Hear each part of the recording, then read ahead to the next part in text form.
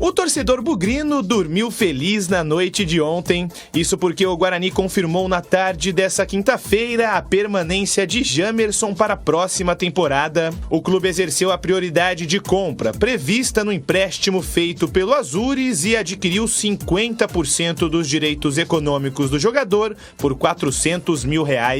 O valor foi dividido em 4 parcelas, das quais o Bugre já pagou 2. O lateral esquerdo assinou por 3 anos com uma multa rescisória de R$34 milhões.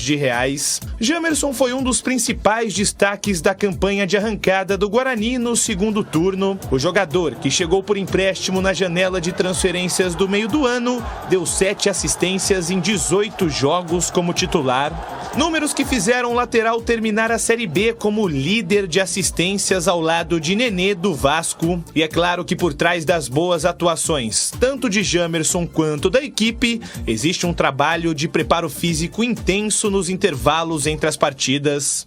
Preparamos eles para o aquecimento, que daí já se prepara também para o trabalho com o Mozart.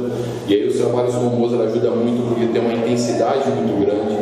E isso exige também do jogador que ele também precisa se recuperar melhor para que outro dia ele esteja também bem para o próximo treino, para os jogos, enfim.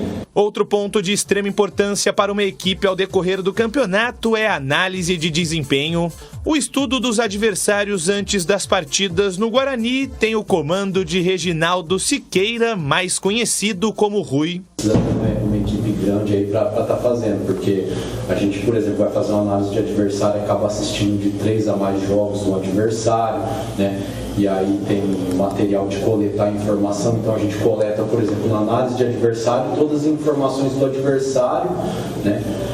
Desde vídeo, desde informação de número, e passa essas informações para a comissão, né? E a gente sempre está junto aqui para ter essa tomada de decisão dentro da estratégia de jogo. E quem falou sobre a importância desse vídeo divulgado nas redes sociais do Guarani foi o técnico Mozart. Normalmente a exposição maior é sobre mim, que é normal, né? Porque eu sou representante da comissão, mas sozinho você não faz nada, então é importante essa matéria principalmente para mostrar os bastidores, mostrar o Rui, o Ricardo, o Henrique, o Denis, o Bengu. Você já acabou mostrando o Jackson, o Fernando e o Rafa, né? Então nós trabalhamos em conjunto, o nosso trabalho, existe essa palavra agora que está na moda, né? Que é sistêmico, né? Então nada mais é do que fazer as coisas com uma lógica desde o início, né? Outra notícia que movimentou os bastidores da equipe nessa quinta-feira foi a confirmação da saída de Índio. O volante, que disputou as 2 últimas temporadas com a camisa alviverde, foi anunciado ontem como novo reforço do Operário. Essa vai ser a 2ª passagem do jogador pela equipe de Ponta Grossa. Pelo Guarani, Índio disputou 67 partidas e marcou apenas 1 gol. Tudo bem, eu sou favorável à modernidade. O mundo segue para frente, né? Você pega aí os últimos 30 anos, houve uma mudança não só no futebol, mas em todos os setores da atividade humana. E no futebol é analista de desempenho, é a fisiologia, é não sei o que lá. Mas o futebol mesmo, tecnicamente falando, está cada vez pior. Vocês não acham? Olha, eu acho que essa é uma estrada sem volta. A tecnologia tem que ser utilizada. Na Alemanha, por exemplo, os caras usam um chutador para treinar goleiro, um chutador eletrônico, uma máquina. Mas não dá para ter a modernidade. Dá.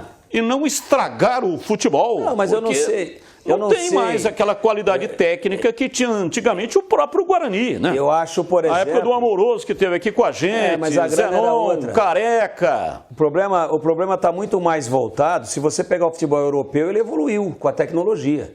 E o futebol brasileiro, tentando imitar o futebol europeu, ele involuiu. Essa é a verdade. Agora, o que acontece? Nós tivemos uma mudança na legislação brasileira, onde o clube perdeu totalmente a autonomia sobre o maior patrimônio que ele sempre teve, além dos torcedores, que é o elenco, que é o atleta revelado, que é o atleta que ele adquiria e valorizava. Então, o fato de ter caído eu não discuto. A gente hoje joga menos do que jogava em 70. Temos safras de jogadores inferiores. Mas eu gostaria de não atribuir isso em 100% a tecnologia, não. Acho que a tecnologia vem para não ir embora nunca mais. O analista de desempenho ou a equipe de analistas propicia ao treinador um leque de informações que antes ele não tinha. Agora, o que acontece é o seguinte: não tem dinheiro para se fazer o investimento na base e para se segurar os talentos. Então, quem tira meia cabecinha para fora do lodo da mediocridade vai jogar fora do país.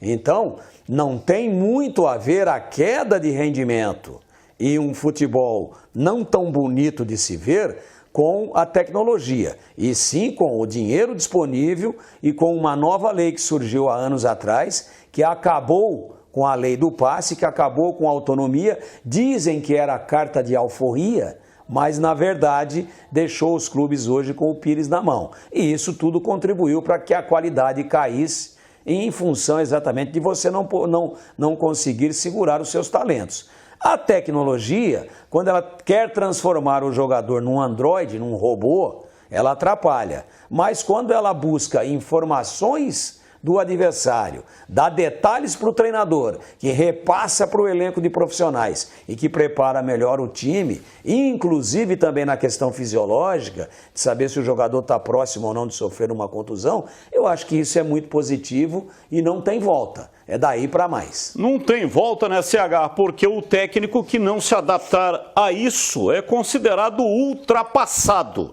e, consequentemente, é jogado fora do mercado, né? Você tem toda a razão e eu quero observar algo que é fato hoje. Na década de 80, os atletas corriam normalmente, em média, 7, 8 quilômetros. Hoje corre... Menos, era 5, de 5 a 6 no máximo. Hoje é de 11 a 13. Então, para vocês terem uma ideia, os grandes clubes no Brasil já controlam até o sono do atleta. Eles vão, acaba o treino, eles colocam um relógio e até quanto ele dorme, como ele dorme é controlado. Por quê? Nós estamos falando de preparação física. Se você não controlar isso minuciosamente, o teu craque, o cara que decide, vai lá, se você colocar de maneira inadvertida ele em campo ou para que ele execute algo fisicamente falando. Estou falando de parte técnica. Que ele não dê conta, ele se arrebenta, machuca e fica 1 mês, 2 meses fora.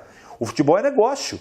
O custo-benefício da contratação de um atleta vale ou não se ele estiver em campo. Ele pronto para jogar. Então esse é o fato. Nós estamos, ainda bem que o Guarani está atento a isso e a diretoria proporciona isso para a sua comissão técnica. Não dá para viver sem isso. Sem os dados estatísticos, não é só controle técnico e tático, é físico principalmente. Então está de parabéns, é um caminho sem volta.